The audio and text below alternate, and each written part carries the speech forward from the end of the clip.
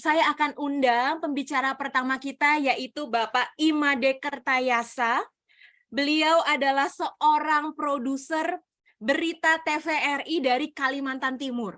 Jadi memang Institut Asia ini hebat sekali ya Bapak Ibu, karena semuanya dari beragam daerah di Indonesia, salah satunya Pak Made. Dan Pak Made ini juga seorang co-founder dari Semesta Academy, yaitu training yang akan mengajarkan banyak soft skill. Beliau juga adalah seorang trainer, seorang pengajar, dan juga seorang coach. Jadi Bapak Ibu yang ingin sekali belajar mengenai public speaking selalu bisa mengandalkan Pak Made Kertayasa. Boleh juga cek di IG-nya, ada imade_kertayasa. Saya juga sering sekali lihat IG live dari Pak Made, bagaimana beliau review buku, kemudian berikan tips-tips keren banget terkait public speaking. Baik, Pak Made ini juga seorang moderator untuk debat pemilihan kepala daerah. S1-nya adalah kesehatan masyarakat, nggak ada salahnya loh Bapak Ibu, langsung ambil duanya di Institut Asia Malang. Kemudian beliau adalah mahasiswa atau alumni dari batch 8. Mari pagi ini kita sambut Pak Made Kertayasa, dan kalau ada tambahan juga dari Pak Tanadi boleh loh sharing terkait Pak Made Kertayasa ini. Terima kasih Armen, dan terima kasih Bu Risa. Bu Risa lagi berada di Singapura itu. Ini zaman sekarang ini kita nggak tahu lagi di mana ya. Di Tanah Suci juga bicara, di Singapura baru kembali dari Shanghai gitu ya. Oke, Pak Made Kertayasa ini kawan saya pada tahun 2020 ketika semuanya mulai pandemi ya. Jadi pandemi menutup semuanya, tapi justru mendekatkan semua orang dari jarak yang jauh-jauh ya.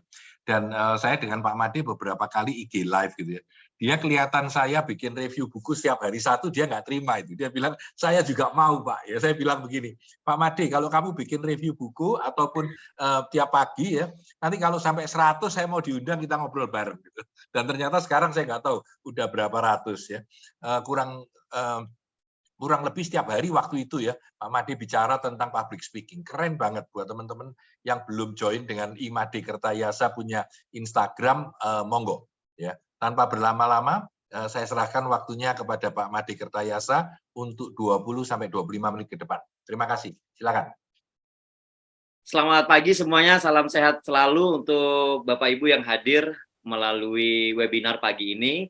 Saya akan membawakan tema seperti yang sudah diposting di flyer hari ini, berbicara mengenai public speaking for success. Sebenarnya kalau mendengar kata public speaking for success, buat teman-teman yang belajar mengenai public speaking akan selalu terarahkan dengan bukunya Dale Carnegie. Tapi sebenarnya saya inspirasinya bukan dari bukunya Dale Carnegie. Saya ingat waktu itu Pak San mereview sebuah buku tentang keberuntungan. Pak San mengatakan di situ, di buku itu jelaskan bahwa beruntung itu merupakan pertemuan antara persiapan dengan kesempatan begitu. Tiba-tiba saya kemudian berpikir tentang ketika berbicara mengenai kesempatan, Pak San sempat menyinggung mengenai melebarkan peluang atau kesempatan dengan cara doing dan telling. Ada kata telling, ada kemampuan untuk bercerita, ada kemampuan untuk berkomunikasi. Di situ kemudian saya menemukan bahwa yes, public speaking merupakan sebuah tools yang sangat luar biasa untuk kemudian kita mampu mencapai apapun yang ingin kemudian kita capai saat ini sebagai kesuksesan dalam kehidupan kita. Oke, saya akan share screen. Tapi sebelumnya saya pastikan dulu, saya punya tagline ya. Kalau di Instagram seperti yang diceritakan Mbak Armen, saya mentargetkan diri saya bahwa setiap hari saya live IG untuk apa? Untuk menciptakan sebuah konsistensi ya. Karena saya sangat merasakan sekali bahwa konsistensi itu yang ngebentuk kemudian. Pertama-tama kita kerja keras untuk membentuk sebuah habit. Ternyata ketika sudah menjadi habit, saya tidak perlu kerja keras lagi. Saya sudah bangun dengan sendirinya di subuh hari, mencari buku untuk direview, untuk live IG. Setelah itu saya review ulang, kemudian saya evaluasi. Dan itu sangat menyenangkan sekali. Oke, kalau saya katakan speak with power and confidence, tolong dijawab di kolom chat, di chat box-nya dengan kata I'm ready ya. Speak with power and confidence. Saya tunggu dulu. Di kolom chat, di chat box-nya tolong dibantu semangatnya dikirimkan ke saya dengan mengetik I'm ready ya, I'm ready. Saya tunggu dulu ya, saya lihat dulu. Sambil juga saya akan mempersiapkan materi yang akan saya share screen pagi ini. Terima kasih semangatnya luar biasa. I'm ready. Walaupun nggak ketemu, tapi saya ngebaca aja udah kerasa ya. Vibe-nya itu udah kerasa banget. Oke, saya ingin mengawali pagi ini sesi sharing saya ini dengan sebuah kisah ya, Saya ingin menceritakan sebuah kisah. Ada seorang anak. seorang anak yang lahir dan besar di daerah transmigran. Jadi dulu tahun 80-an, waktu zaman Soeharto itu ada seorang anak yang lahir di daerah transmigran di sebuah desa kecil yang jauh dari perkotaan. Anak ini di usia 4 sampai dengan 5 tahun dia sangat-sangat pemalu dan takut dengan orang. Bahkan ketemu dengan orang saja dia langsung lari, dia nggak berani ketemu, jangankan untuk menjawab pertanyaan orang, "Hai adek, siapa namamu?" Dia udah langsung kabur, lari dan lain sebagainya. Sampai pada satu waktu anak ini sudah berusia 5 tahun dan dia harus masuk sekolah TK. Anak ini masuk ke dalam sebuah kelas dan dia tidak mau ditinggal oleh orang tuanya. Dan itu berlangsung selama 1 tahun. Orang tuanya bingung, ini anak gimana gitu. Gimana anak ini kemudian bisa berinteraksi, bersosialisasi. Dia sangat-sangat bingung. Orang tuanya bingung, si anak juga ngerasa tertekan. Karena dia selalu berdebat dengan dirinya sendiri. Kok saya begini? Saya nggak bisa berkomunikasi seperti teman-teman saya yang lainnya. Bisa senang-senang, bisa berinteraksi. Sampai kemudian ini berlanjut di sekolah dasar. Ketika si anak kecil ini masuk di sekolah dasar, karena tubuhnya itu tinggi. Karena tubuhnya tinggi, kemudian si guru melihat bahwa dia dipilih. Di kelas 2, dia baru kemudian dipilih menjadi seorang komandan upacara. Karena tubuhnya aja yang tinggi, badannya tinggi ya. Diminta untuk menjadi komandan upacara. Dia ditunjuk menjadi komandan upacara di hari Kamis. Dan anak ini sudah gelisah sekali. Dia nggak bisa tidur dalam beberapa hari sampai menunggu di hari Senin. Dan dia selalu berdoa kepada Tuhan setiap malam dari hari Kamis sampai dengan hari Minggu. Ya Tuhan, semoga di hari Senin akan hujan lebat dan upacara tidak jadi. Karena dia sangat-sangat takut dengan hal tersebut. Dan setiap doanya itu ternyata nggak dijawab. Setiap hari Senin, ketika dia bertugas, matahari bersinar dengan terangnya, sangat-sangat cerah begitu, dan dia sangat gelisah.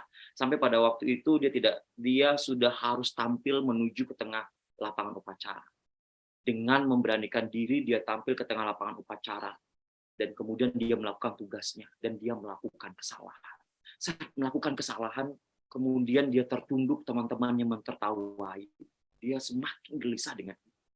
Tapi beruntungnya guru yang menunjuk dia kemudian di kesempatan berikutnya ditunjuk lagi gitu.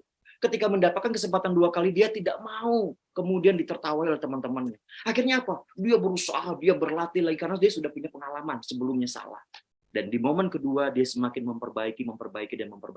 Awalnya dia dipaksa, dan dia merasa sangat-sangat terpaksa. Tapi kemudian setelah dia melewati secara berulang-ulang sampai di kelas berikutnya, sampai di kelas 6, dia selalu dipercaya menjadi komandan upacara. Akhirnya dia terbiasa. Dari dipaksa, terpaksa, akhirnya dia terbiasa. Sampai kemudian dia masuk di tingkat SMP, SLTP, SMP. Dia kemudian masih ditunjuk menjadi komandan upacara sampai menjadi ketua OSIS. Dia selalu berusaha, kayaknya ini bisa dipelajari. Akhirnya dia memberanikan diri dengan berbagai kesalahan. Dia tetap maju gitu.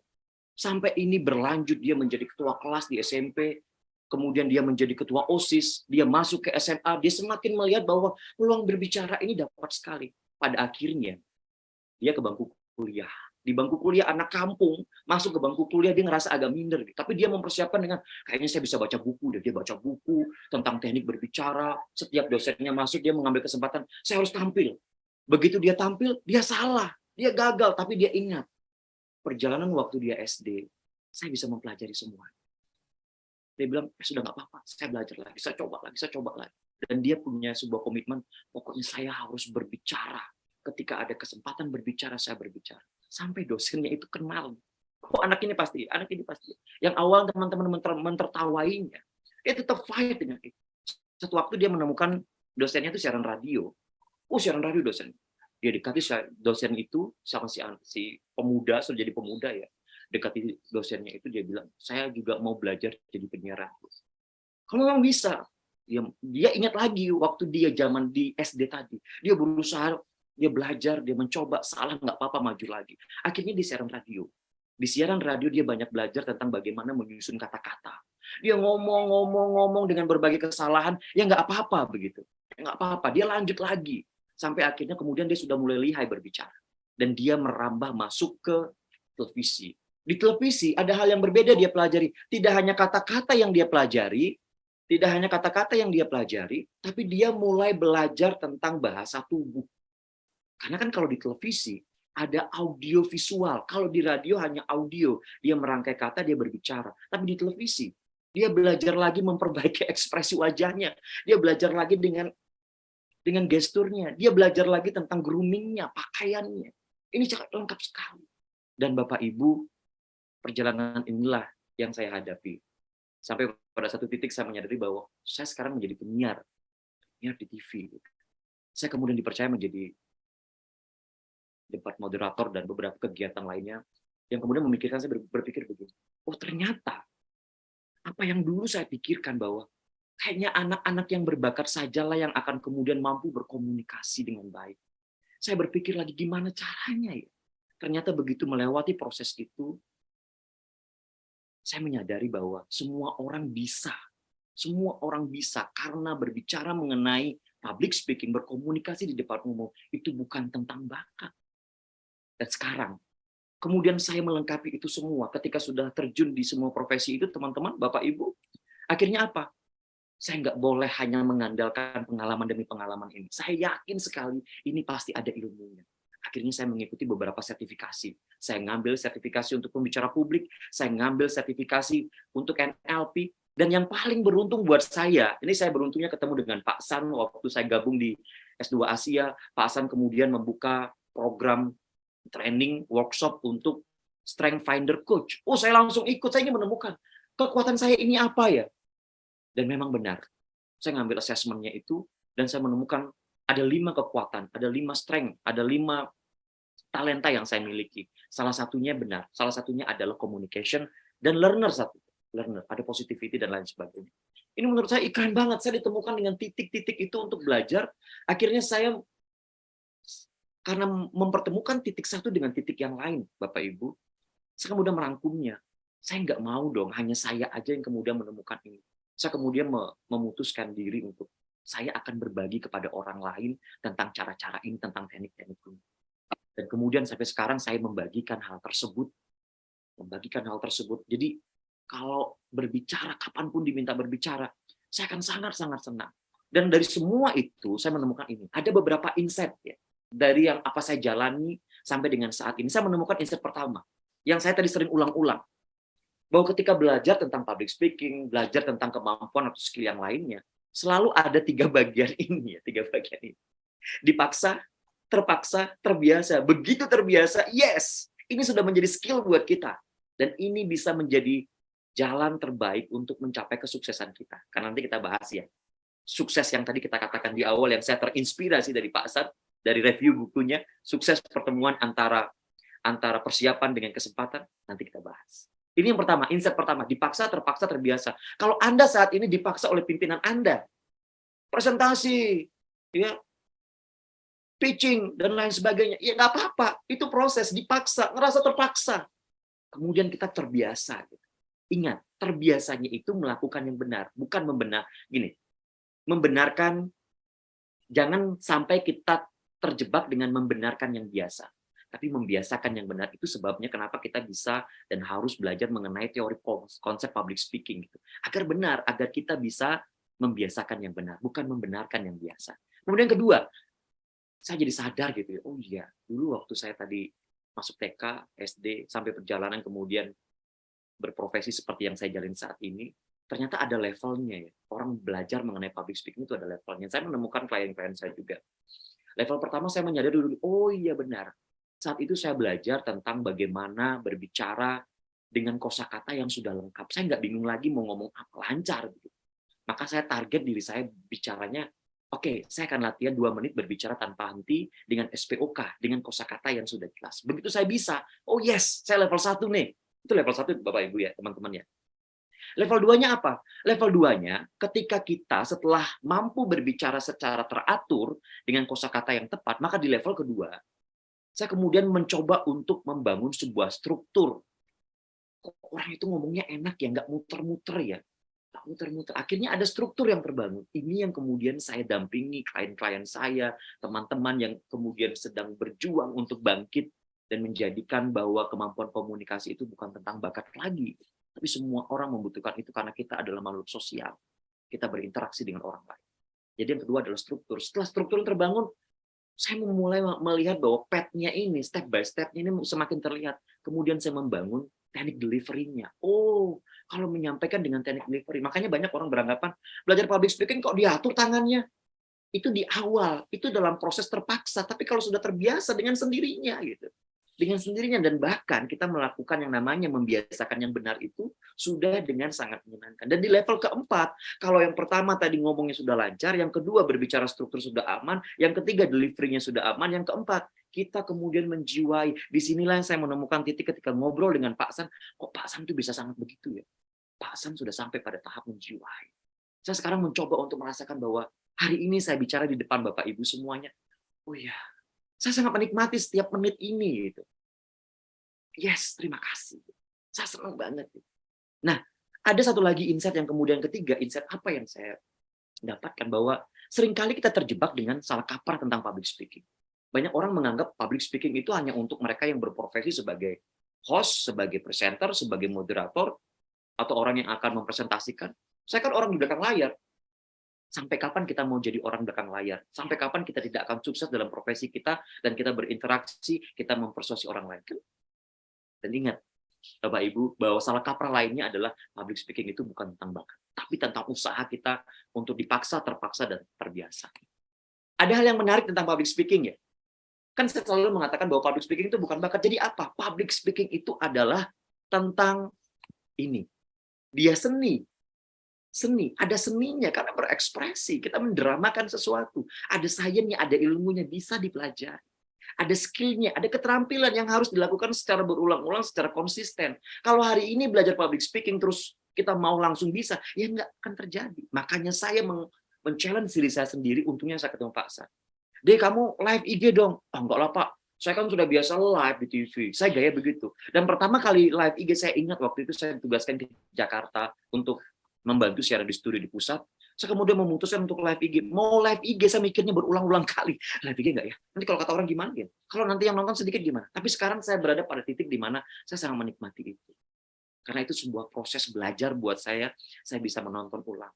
Dan secara teori juga benar ada gitu ya, bahwa sekarang itu bukan lagi zamannya belajar berkomunikasi depan cermin, tapi belajar berkomunikasi di video, karena kita bisa melihat langsung, mengevaluasi langsung.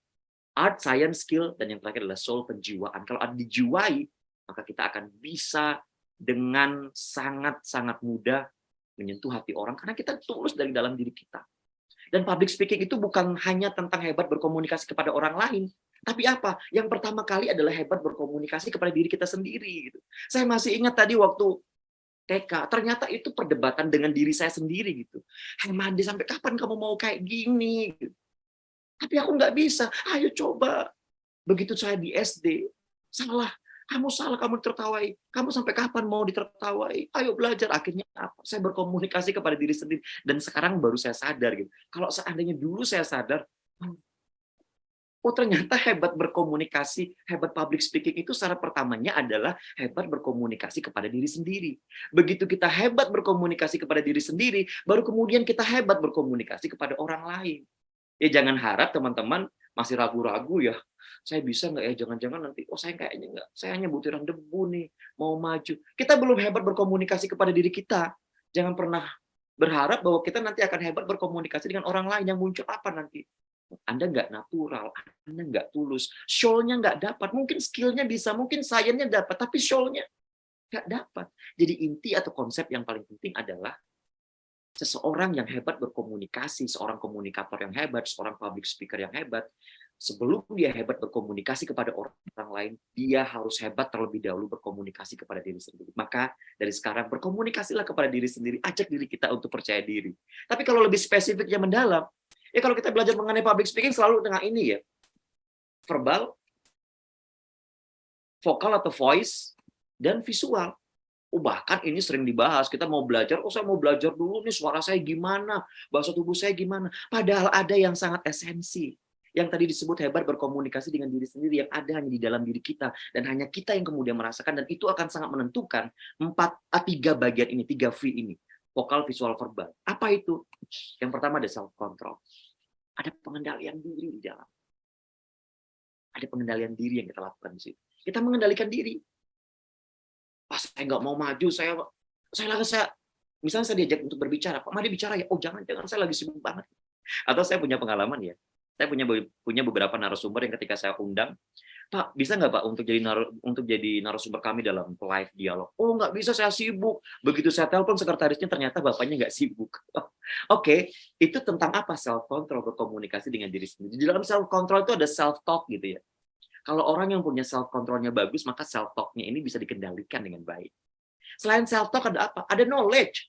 Mau tidak mau, suka tidak suka, kita akan selalu bicara tentang knowledge. Gimana caranya kita mau ngecat, sementara kita nggak punya cat, nggak punya bahan untuk dibicarakan, nggak bisa. Itu ada dalam diri kita. Dan yang paling penting adalah self-image dan belief system. Ini kalau Bapak Ibu baca ya kan pernah mengatakan bahwa kita akan menjadi seperti apa yang kita pikirkan. We become what we think about. Ya ini self-image dan self-belief system kita. Kita yakin terhadap diri kita seperti apa. Kalau saat ini kita belum bisa menyelesaikan yang di dalam, maka yang di luar akan sangat berpengaruh. Vokal, visual, verbal kita akan sangat berpengaruh. Makanya kalau dikatakan begini, kenapa belajar komunikasi penting, kenapa belajar public speaking penting? Karena sekali saja kita membuka mulut kita memberitahu orang-orang yang ada di sekitar kita tentang siapa kita. Makanya begitu saya belajar public speaking, ya saya mendapatkan pilihan yang tepat untuk itu, untuk mencapai kesuksesan. Lantas apa hubungannya dengan kesuksesan? Ini pertanyaan yang sangat menarik, karena judulnya Public Speaking for Success. Sukses itu, Zig Ziglar mengatakan hal yang sama seperti reviewnya buku Pak San ya, yang Lucky itu ya. Bahwa sukses itu merupakan pertemuan antara persiapan dengan kesempatan. Wah, saya melakukan persiapan sekarang dengan public speaking. Kesempatannya kapan? Kesempatan itu banyak orang mengatakan kesempatan nggak akan datang 2 kali. Tapi saya sangat yakin begitu Pak San mereview buku Lucky ya, yang kemudian berisi begini. Persiapan itu bisa diperluas areanya dengan apa? Doing and telling. Saya lakukan, saya ceritakan. Oh, saya live IG, saya ceritakan. Akhirnya saya diundang beberapa instansi, kemudian pemerintahan, dan tadi malam ya, saat tadi malam ini baru fresh banget ketika Bu Tere WA saya. Pak Made, gimana materinya udah siap belum? Oh, sudah siap. Wah. Dan ternyata waktu itu saya masih rapat dengan Badan Otorita IKN di Balikpapan. Saya cerita juga di sana, doing and telling. Oh, saya lagi punya ini, kami bersiap bersinergi. Di situ kemudian saya melihat bahwa ini kunci. Nah, Bapak Ibu, ini karena sesi tanya jawabnya nanti ya, saya ingin mengakhiri sesi sharing saya ini dengan sebuah kisah. Saya ingin mengisahkan sebuah kisah tentang 3 orang pemancing. Ini menurut saya kisahnya, ini soundtrack gitu ya, soundtrack buat saya. Kisah 3 orang pemancing itu begini. Pada suatu waktu ada 3 orang pemancing, dia memutuskan untuk mancing di akhir pekan di sebuah danau yang sangat luas. Jadi 3 orang pemancing, dia bawa bekal roti tawar plus selai kacang.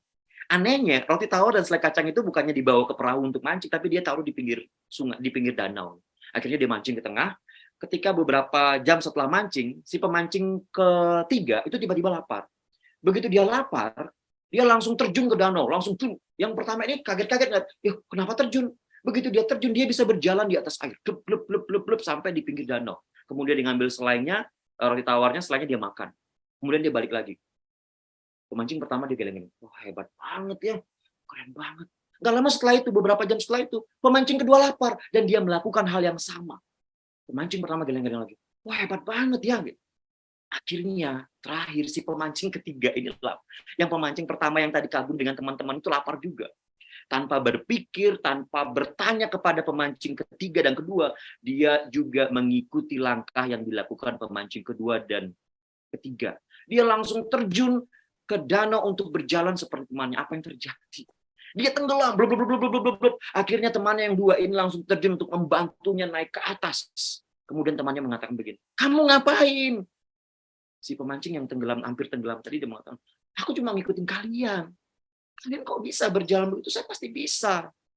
Kamu harusnya bertanya kepada kami. Kami berjalan di atas danau itu bukan hanya nyebur begitu saja. Coba lihat, sekarang saya lihatkan. Akhirnya 2 pemancing ini memperlihatkan begitu. Dia celupkan kakinya, kemudian dia lihatkan. Ini loh, kakinya mencelup ke air, di danau itu. Kemudian dia lihat ternyata ada batu-batu pijakan di sana. Ada batu-batu pijakan sampai dia di pinggir jalan, di pinggir danau. Orang melihat itu keren gitu ya, bisa berjalan di atas air. Padahal ada batu pijakan yang dia sudah ketahui, dia sudah sering mancing di situ, dan itu sudah menjadi kebiasaan. Akhirnya dia tanpa mikir lagi gitu.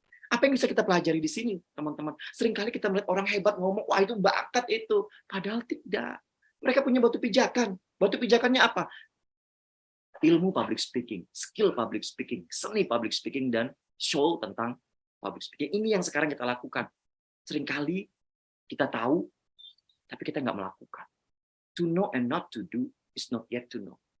Tahu tapi tidak melakukan, itu kan sama saja nggak tahu gitu. Dan ada satu hal yang, karena tadi ya, assessment saya di Gallup Clifton Strength, ketika saya gabung dengan BWI, punya workshop mengenai strength ya, saya tuh salah satunya adalah pembelajar ya, learner. Sampai gara-gara itu saya punya soundtrack dimanapun saya berada, itu adalah sekolah. Hari ini saya berada di ruang Zoom ini sekolah buat saya.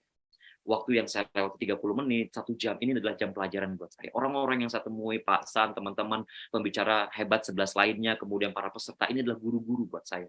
Itu yang saya bawa sekarang sebagai pembelajaran. Dan kemarin ketika saya bertemu dengan CEO dan juga direktur dari Denpasar Institute ya, saya ketemu dengan beliau, saya ngobrol, namanya Pak Nengah Labon. Kami ngobrol, dia bilang begini, kita harus berani mencoba, jangan pernah takut untuk mencoba. Benar Pak Nengah, saya bilang. Hasilnya 2 kan Pak ya, gagal dan berhasil. Tidak.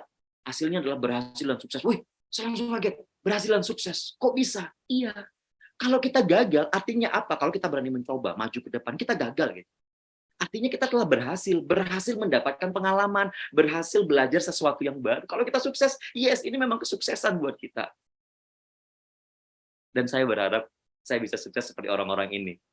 Yang saya baru tahu juga dari Pak San, 3 orang ini ternyata namanya sama-sama Made seperti saya ya. Ada Made Apple, Made Tesla, Made Facebook. Mudah-mudahan kesuksesannya juga akan nular dengan kemampuan public speaking terhadap Imade Kertayasa.